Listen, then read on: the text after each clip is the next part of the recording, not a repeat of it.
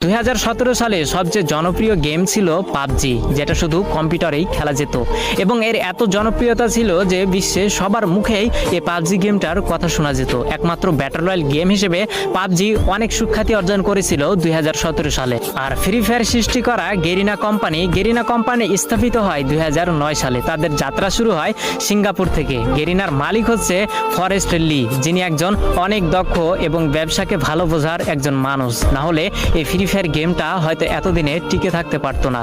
তো 2009 সাল থেকে গেরিনার যাত্রা শুরু হলেও তারা কোনোভাবে কোনো গেমে সাকসেস পেল না, সবকিছুতেই তারা ফেল হয়ে গেল। একের পর এক ভিডিও গেম রিলিজ করেও মানুষের মন জয় করতে পারছিল না। তো 2014, 15, 16 সালে গেরিনা বেশ কয়েকটি গেম মানুষের সামনে উপস্থাপন করে, কিন্তু এত পরিমাণ ভালোবাসা এবং এত পরিমাণ জনপ্রিয়তা পায়নি গেরিনা কোম্পানি ওই অন্য গেমগুলোতে। কিন্তু সবকিছুতেই একটা টার্নিং পয়েন্ট থাকে, যেটা 2017 সালে গেরিনা কোম্পানিকে তাদের মোড় ঘুরিয়ে দিয়েছিল। যেহেতু 2017 সালে শুধু পাবজি গেমটাই ব্যাটল রয়্যাল গেম ছিল এবং মানুষের মাঝে উৎপত্তি হয়েছিল একটা বিশেষ গেম হিসেবে, সেহেতু গেরিনা কোম্পানির মালিক ফরেস্ট লি ভাবলো কেননা মোবাইলের জন্য একটা ভালো গেম উপস্থাপন করা যাক বা মানুষের সামনে ছড়িয়ে ফেলা যাক, যার হাত ধরে কয়েকজন টিম নিয়ে এই গেমটাকে তৈরি করার কাজ শুরু করা হলো।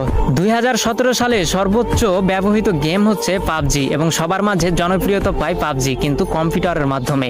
ফোনের মাধ্যমে এই পাবজি গেম এতটা জনপ্রিয়তা পায়নি। সেই সুযোগটাকে কাজে লাগিয়েছে গেরিনার কোম্পানির মালিক ফরেস্ট লি তৎক্ষণাৎ ভেবে উঠলো যে মোবাইলের জন্য একটা গেম তৈরি করা যাক, যে গেমটি অনেক কম দামি ফোনেও যেন সাপোর্ট খায়। তো যার জন্য কয়েকটি টিম গঠন করে গেরিনার কোম্পানি ফরেস্ট লি কাজ করা শুরু করলো। 2017 সালের প্রথম দিকে এই ফ্রি ফায়ারটাকে তৈরি করা শুরু করলেও 23 আগস্ট 2017 সালে এই গেমটাকে পুরো বিশ্বে ছড়িয়ে দেয় গেরিনা কোম্পানির মালিক ফরেস্ট লি, যেটি একটি সিঙ্গাপুর কোম্পানি এবং সিঙ্গাপুর থেকে এর হেডকোয়ার্টার এবং পুরো গেমটাকেই পরিচালনা করা হয়। তো 2017 সালে যখন সাধারণ মানুষ সাধারণ ফোনে এই গেমটাকে খেলতে পারতো, তখন পাবজির জনপ্রিয়তা ধীরে ধীরে কমতে শুরু করলো এবং যেহেতু কম দামি ফোনেও ফ্রি ফায়ার গেমটাকে খেলা যেত, যার জন্য সবাই এই ফ্রি ফায়ার গেমে ঢুকে পড়লো। তার দেখা দেখি পাবজিও 1 বছর পরে তাদের মোবাইল ভার্সন বের করলো, কিন্তু অনেকটা দেরি করে ফেলেছিল পাবজি, কারণ সাধারণ মানুষের মনে এই ফ্রি ফায়ারটা অনেকটাই জায়গা করে নিতে পেরেছিল।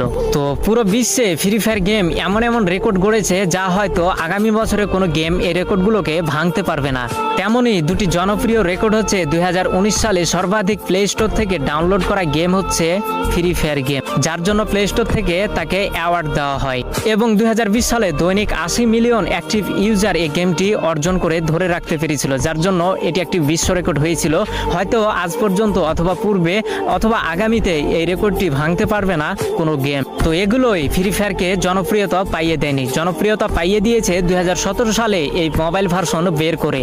তখন সবার হাতে 512 র্যামের ফোনগুলো অ্যাভেলেবল ছিল এবং এই গেমটা 512 MB র্যামে ভালোই চলতো। আমিও সর্বপ্রথম 512 MB র্যামে এই গেমটাকে খেলেছিলাম। এখন হয়তো এই 512 MB র্যামে এই গেমটাকে খেলা যাবে না, ফাইলের পরিমাণ একটু বেশি হয়ে গেছে। কিন্তু আগে এই জনপ্রিয়তার কারণ হচ্ছে কম দামি ফোনেও এই গেমটাকে ভালো করে মানুষ স্মুথলি খেলতে পারতো, যার জন্য পাবজিকে টপকে এগিয়ে আছে আমাদের এই ফ্রি ফায়ার গেমটি। সর্বাধিক ডাউনলোড এবং সর্বাধিক অ্যাক্টিভ ইউজার ধরে রাখতে পেরেছে আমাদের এই জনপ্রিয় গেম বা ফ্রি ফায়ার। তো তোমাদের কিছু মনের প্রশ্ন যেটা আমি খোলাসা করে দিচ্ছি, এই ফ্রি ফায়ার গেমটা কাকে দেখে উৎপত্তি হয়েছে বা এই ফ্রি ফায়ার গেমটি কি দেখে সৃষ্টি হয়েছে? তো উত্তর হচ্ছে এই ফ্রি ফায়ার গেমটা একটা মুভি দেখে সৃষ্টি হয়েছে। মুভিটির নাম হচ্ছে মিশন ইম্পসিবল, যেটি 2017 সালে রিলিজ করা হয়েছিল এবং এটির একমাত্র জনপ্রিয়তার কারণ হচ্ছে এটি মোবাইল ভার্সনে প্রথম গেম, যেটি শুধু কম দামি ফোনেই সর্বপ্রথম এই পৃথিবীতে এই গেমটি খেলা যেত, যার জন্য হয়তো মানুষের মাঝে এতটা জনপ্রিয়তা পেয়েছে আমাদের এই ফ্রি ফায়ার।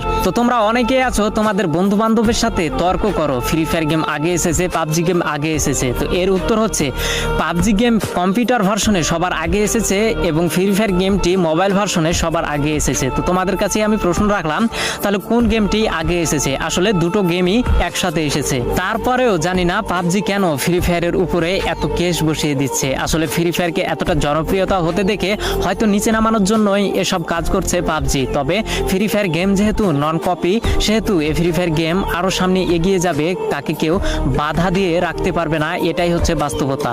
তো